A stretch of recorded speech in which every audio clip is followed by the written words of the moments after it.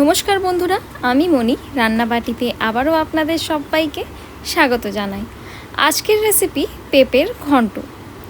পেঁপের নিরামিষ আমিষ অনেক রকমই রান্না আপনারা হয়তো খেয়ে থাকবেন, তবে এভাবে মাছের মুড়ো দিয়ে পেঁপের ঘন্ট একবার বাড়িতে অবশ্যই ট্রাই করবেন।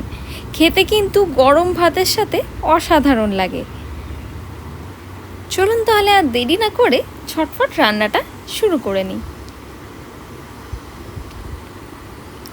এই রান্নায় সবার প্রথমে আমি মাছের মুড়ো নিয়ে নিয়েছি, আর বলে দিই এখানে আমি কিন্তু রুই মাছের মুড়ো ব্যবহার করেছি। আপনারা চাইলে কিন্তু কাতলা মাছের মুড়ো নিয়ে নিতে পারেন। এবার মুড়োগুলোকে আমাদের কিন্তু ম্যারিনেট করে নিতে হবে। খুবই সিম্পল একটা ম্যারিনেশন। দিয়ে নিচ্ছি পরিমাণ মতো নুন আর সামান্য একটু সর্ষের তেল দিয়ে নেব।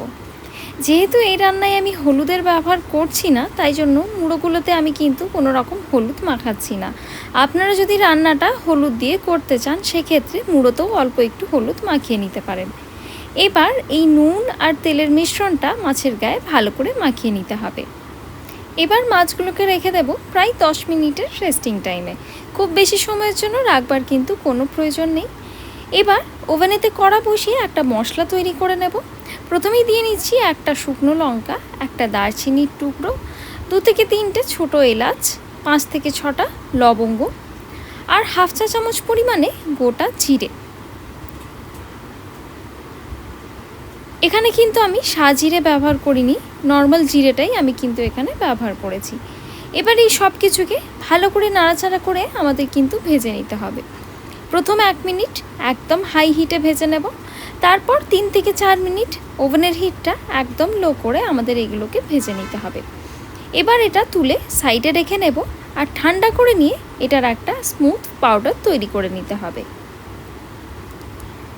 এবার সেই একই কড়াতে দিয়ে নিচ্ছি সর্ষের তেল। এই স্টেজে কিন্তু আমি তেলের পরিমাণটা একটু বেশি নিচ্ছি, কারণ আমাদের পেঁয়াজের বেরেস্তা করে তুলে নিতে হবে। যেহেতু বেরেস্তা ভাজার জন্য তেলের পরিমাণটা একটু বেশি লাগে, তাই প্রথমে আমি তেলটা একটু বেশি নিলাম। বেরেস্তা ভাজা হয়ে গেলে আমি কিন্তু অবশ্যই তেলটা আবার কমিয়ে নেব। এবার বেরেস্তা ভাজার জন্য যেটা সব থেকে ইম্পর্ট্যান্ট হলো, সেটা হলো তেল কিন্তু খুব ভালো মতো গরম হতে হবে। মিডিয়াম হিট অয়েলে বা লো হিট অয়েলে কিন্তু বেরেস্তা ভাজলে হবে না। চেক করে নিলাম হাত দিয়ে, যখন দেখলাম তেল থেকে একটা ভালো মতো ভাপ বেরিয়ে আসছে, তখন এভাবে পেঁয়াজ কুচোগুলোকে হাতের সাহায্যে চটকে নিয়ে তেলের মধ্যে দিয়ে নিচ্ছি। এভাবে পেঁয়াজ তেলের মধ্যে দিয়ে নিলে পেঁয়াজের সবকটা স্লাইসই খুব ভালো মতো খুলে যায় আর বেরেস্তাগুলো কিন্তু ইভেনলি কুক হয়। এবার পুরো পেঁয়াজটা দিয়ে নিয়ে ওভেনের হিটটা করে দিলাম মিডিয়ামে, আর এবার নাড়াচাড়া করে গিয়ে আমাদের কিন্তু পেঁয়াজটা ভালো করে ভেজে নিতে হবে। এভাবে খুন্তি দিয়ে আমাদের কিন্তু এটাকে কন্টিনিউয়াস নাড়াচাড়া করে যেতে হবে, তা না হলে কিন্তু পেঁয়াজগুলো ভালো মতো ভাজা হবে না। নিশ্চয়ই দেখতে পাচ্ছেন এই স্টেজে পেঁয়াজে একটা ভালো কালার আসা শুরু হয়ে গেছে। আরও একটু ভেজে নিতে হবে যাতে সবকটা পেঁয়াজই ভালোভাবে ইভেনলি কুক হয়ে যায়। আর এই পর্যায়ে নিশ্চয়ই দেখতে পাচ্ছেন পেঁয়াজে একটা ভালো মতো কালার আসা শুরু হয়ে গেছে। পেঁয়াজগুলো আমি কিন্তু একদম মিডিয়াম হিট অয়েলে ভেজে নিয়েছি। আর এই স্টেজে পেঁয়াজগুলো আমি তুলে সাইডে একটা বাটিতে রেখে নিচ্ছি। এবার এই তেলটা আমাদের কমিয়ে নিতে হবে, আর কড়াতে আমি নিয়ে নেব মাত্র 2 টেবিল স্পুন পরিমাণে সর্ষের তেল। এবার এই তেলের মধ্যে এই ম্যারিনেট করা মুড়োগুলো আমরা দিয়ে নেব। দুটো মুড়োই আমি কিন্তু এখানে একসাথে দিয়ে নিচ্ছি। এখানে আমি কিন্তু একটা গোটা মুড়ো ব্যবহার করেছি, তবে মুড়োর পরিমাণটা আপনারা আপনাদের ইচ্ছে মতো কম বা বেশিও করে নিতে পারেন। যেমন পরিমাণে পেঁপের তরকারিটা আপনারা তৈরি করবেন, সে পরিমাণে কিন্তু মুড়োটা কমিয়ে বা বাড়িয়ে নিতে পারেন। কড়ার চাপা দিয়ে নিয়ে মুড়োটা আমরা কুক করে নেব। ভালো করে মুড়োটা আমাদের কিন্তু 2 দিক থেকেই ভেজে নিতে হবে, আর এটাকে কিন্তু আমরা মিডিয়াম হিট অয়েলে ভেজে নেব। যখন একদিকটা ভালো মতো ভাজা হয়ে যাবে আর সামান্য একটু কালার আসা শুরু হয়ে যাবে, তখন উল্টে দিয়ে আমাদের অপর দিকটাও ভালো করে ভেজে নিতে হবে। আর মুড়ো ভাজার সময় অতি অবশ্যই ওভেনের হিটটা কিন্তু লোতে রাখতে হবে। হাই হিটে ভাজলে ওপর থেকে পুড়ে যাবে আর ভেতর থেকে কাঁচা থেকে যাবে। যতক্ষণ আমাদের মুড়ো ভাজা হচ্ছে, একটা মশলার পেস্ট তৈরি করে নেব। হাফ চা চামচ জিরে গুঁড়ো আর হাফ চা চামচ লাল লঙ্কা গুঁড়োকে সামান্য একটু জল দিয়ে ভালো করে গুলে নিলাম। এভাবে গোলা শুকনো মশলা যদি ব্যবহার করা হয় রান্নায়, সেক্ষেত্রে কিন্তু শুকনো মশলা পুড়ে যাওয়ার সম্ভাবনা একদমই থাকে না।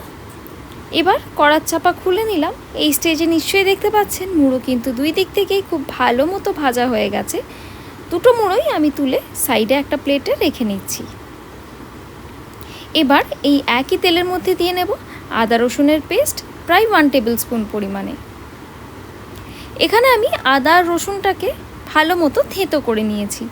এবার এই থেঁতো করে রাখা আদা আর রসুনটা আমাদের একটু ভালো করে নাড়াচাড়া করে 2 মিনিট প্রায় ভেজে নিতে হবে। তারই সাথে এর মধ্যে দিয়ে নিলাম তৈরি করে রাখা গুঁড়ো মশলার পেস্টটা। এবার এই মশলার পেস্টটা দিয়ে নিয়ে কিন্তু আমাদের ওভেনের হিটটা একদম লোতে করে এই মশলাটা খুব ভালো মতো কষিয়ে নিতে হবে। যতক্ষণ না মশলার থেকে ভালো করে তেল ছেড়ে আসছে ততক্ষণ কিন্তু আমাদের এই মশলাটা কষাতে হবে। তা না হলে কিন্তু মশলার একটা কাঁচা গন্ধ থেকে যায়, আর সেটা কিন্তু রান্নায় খেতে একদমই ভালো লাগে না। এরই সাথে এর মধ্যে দিয়ে নেব ফ্রেশ নারকেল কোড়া প্রায় 2 চা চামচ পরিমাণে। এখানে যেহেতু আমার কাছে ফ্রেশ নারকেল কোড়া ছিল আর ফ্রেশ নারকেলের একটা দারুণ সুন্দর টেস্ট আসে, তাই জন্য আমি এখানে ফ্রেশ নারকেল ব্যবহার করলাম। তবে আপনাদের কাছে না থাকলে আপনারা কিন্তু ডেসিকেটেড নারকেলও অতি অবশ্যই দিয়ে নিতে পারেন। এরই সাথে এর মধ্যে দিয়ে নেব পেঁপেটা। তবে বলে রাখি, এখানে আমি পেঁপেটা এভাবে গ্রেট করে নিয়ে রান্নায় ব্যবহার করছি। পেঁপে কিন্তু এখানে আমি একটা গ্রেটারের সাহায্যে ভালো মতো গ্রেট করে নিয়েছি। এবার পেঁপেটা দিয়ে নিয়ে সব কিছুকে ভালো করে নাড়াচাড়া করে নিতে হবে। এভাবে পেঁপে গ্রেট করে যদি এই রান্নায় ব্যবহার করা হয়, দারুণ সুন্দর একটা টেক্সচার আসে, আর রান্নাটা খেতেও কিন্তু অসাধারণ লাগে। অনেক সময় বাড়িতে বাচ্চারা নানা রকমের গ্রিন ভেজিটেবলস খেতে চায় না, সেক্ষেত্রে যদি এইভাবে রান্নাটা করা হয় কেউ কিন্তু ধরতেও পারবে না যেটা পেঁপের তরকারি, আর খেতেও কিন্তু অসাধারণ হয়। এরই সাথে দিয়ে দিলাম প্রায় 1 চা চামচ পরিমাণে তৈরি করে রাখা ভাজা মশলাটা, আর তারই সাথে দিয়ে নিতে হবে পরিমাণ মতো নুন। নুন আর ভাজা মশলাটা ভালো করে এই পেঁপের সাথে আমাদের মিশিয়ে নিতে হবে, আর ওভেনের হিটটাকে লোতে রেখেই আমাদের কিন্তু এই পেঁপেটাকে একটু ভেজে নিতে হবে। প্রায় 3 থেকে 4 মিনিট সময় ধরে আমি পেঁপেটা ভালো করে ভেজে নিয়েছি। আর এবার কড়ার চাপা দিয়ে নিয়ে এটাকে আমরা একদম লো হিটে রান্না হতে দেব। প্রায় 12 থেকে 15 মিনিট সময় ধরে কিন্তু আমাদের পেঁপেটাকে রান্না হতে দিতে হবে একদম লো হিটে। কিন্তু অতি অবশ্যই মাঝে মাঝে আমাদের কড়ার চাপা খুলে নিয়ে এটাকে একটু নাড়াচাড়া করে নিতে হবে। প্রায় 5 মিনিট হয়ে গেছিলো, আমি কড়ার চাপা খুলে আবারও একটু নাড়াচাড়া করে নিচ্ছি। আর নিশ্চয়ই দেখতে পাচ্ছেন এই স্টেজে কিন্তু পেঁপের থেকে বেশ ভালো পরিমাণে জল রিলিজ হওয়া শুরু হয়ে গেছে, আর পেঁপেও বেশ অনেকটাই মজে গেছে। সব কিছুকে ভালো করে একটু নাড়াচাড়া করে নিলাম। আর এই স্টেজে দিয়ে নেব ভেজে রাখা পেঁয়াজের বেরেস্তাটা। তবে এখানে আমি অল্প একটু বেরেস্তা রেখে দিলাম পরে গার্নিশিংয়ে ব্যবহার করার জন্য। আবারও সব কিছুকে ভালো করে একটু মিশিয়ে নিতে হবে।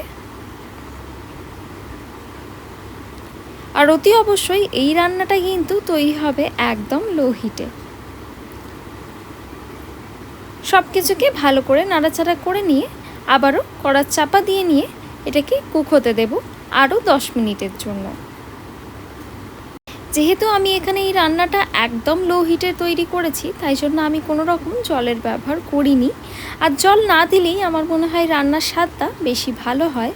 তবে আপনাদের যদি মনে হয় পেঁপে তলা থেকে ধরে যাচ্ছে বা একদমই জল না দিলে রান্নাটা খুবই বেশি ড্রাই হয়ে যাচ্ছে, সেক্ষেত্রে অল্প একটু জলের ব্যবহার করতে পারেন। এই 4 থেকে 5 টেবিল স্পুনের মতো জল দিয়ে কিন্তু রান্নাটা করে নিতে পারেন। মাঝে মাঝে চাপা খুলে নিলাম, আবারও সব কিছুকে ভালো করে নাড়াচাড়া করে নিচ্ছি। এই স্টেজে কিন্তু আমাদের পেঁপে খুবই ভালো মতো সেদ্ধ হয়ে গেছে। আর যেহেতু পেঁপেটা গ্রেট করা আছে, এটা কিন্তু রান্না হতে খুব বেশি সময় লাগে না। অতি অবশ্যই নুনটা একটু অ্যাডজাস্ট করে নিতে হবে, আর এরই সাথে দিয়ে নিতে হবে পরিমাণ মতো চিনি। এখানে আমি প্রায় 2 চা চামচ পরিমাণে চিনি দিয়ে নিয়েছি। এবার নুন আর চিনিটা দিয়ে নিয়ে আবারও সব কিছুকে খুব ভালো করে মিক্স করে নেব। তবে চিনির পরিমাণটা কিন্তু আপনারা আপনাদের ইচ্ছে মতো ব্যবহার করতে পারেন।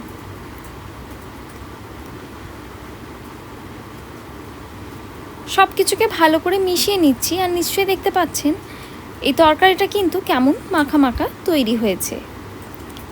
ঠিক এরকমই টেক্সচার কিন্তু থাকতে হবে। এই স্টেজে দিয়ে দিলাম একটা মাছের মুড়ো। আর মাছের মুড়োটা দেওয়ার পর এভাবে আমি কিন্তু পেঁপে দিয়ে ভালো করে এটা চাপা দিয়ে নিচ্ছি। এতে করে কি হবে, মাছের একটা ভালো ফ্লেভার এই তরকারির মধ্যে চলে যাবে। আর হাফ মুড়ো আমি কিন্তু রেখে দিলাম, পরে গার্নিশিংয়ে ব্যবহার করব। তবে আপনারা চাইলে অবশ্যই দুটো মুড়োই এই স্টেজে কিন্তু দিয়ে নিতে পারেন। এবার আবারও ওভেনের হিটটা কম করে দিয়ে এটাকে চাপা দিয়ে কুক হতে দেব আরও 5 মিনিটের জন্য। তবে বলে রাখি, এই স্টেজে কিন্তু পেঁপে একদম ভালো মতো সেদ্ধ হয়ে গেছে, কিন্তু যেহেতু মাছের একটা ভালো ফ্লেভার আসা দরকার, তাই জন্য চাপা দিয়ে আরেকটু কুক করে নিলাম। এবার এই মুড়োটা খুন্তির সাহায্যে ভালো করে একটু ভেঙে নিচ্ছি। আমি এইভাবে মুড়োটা কড়াতে দেবার পর কিন্তু ভেঙে নিচ্ছি, তবে আপনারা চাইলে আগে থেকেই ভেঙে মুড়োটা কিন্তু ব্যবহার করতে পারেন রান্নায়। এভাবে মুড়োটা ভালো করে একটু ভেঙে মিশিয়ে দিলে এটা একটা ভালো সুন্দর একটা মাছের টেস্ট চলে আসে রান্নার মধ্যে। রান্না অলমোস্ট কমপ্লিট। ওপর থেকে ছড়িয়ে দিলাম একটু ফ্রেশ কোকোনাট। আর এরই সাথে দিয়ে নেব তৈরি করে রাখা ভাজা মশলাটা। আর last but not the least, অতি অবশ্যই দিয়ে নিতে হবে সামান্য একটু ঘি। এই ঘি দিলে রান্নার একটা দারুণ সুন্দর টেস্ট আসে। সব কিছুকে খুব ভালো করে মিশিয়ে নিয়ে রেখে দিতে হবে প্রায় 5 মিনিটের রেস্টিং টাইমে। আর ব্যাস, তাহলেই কিন্তু আমাদের এই দারুণ সুন্দর পেঁপের ঘন্ট সার্ভ করবার জন্য একদম রেডি। মুড়ো দিয়ে বাঁধাকপি বা মুড়ো দিয়ে কুমড়োর তরকারি বা মুড়ো দিয়ে অন্য যে কোনো তরকারি নিশ্চয়ই আপনারা খেয়ে থাকবেন। তবে আমার মনে হয় মুড়ো দিয়ে পেঁপের তরকারিটা একটু অন্যরকম। অবশ্যই বাড়িতে এই রেসিপিটা ট্রাই করবেন আর আমাকে কমেন্টসে জানাতে ভুলবেন না তো রান্নাটা আপনাদের কেমন লাগলো।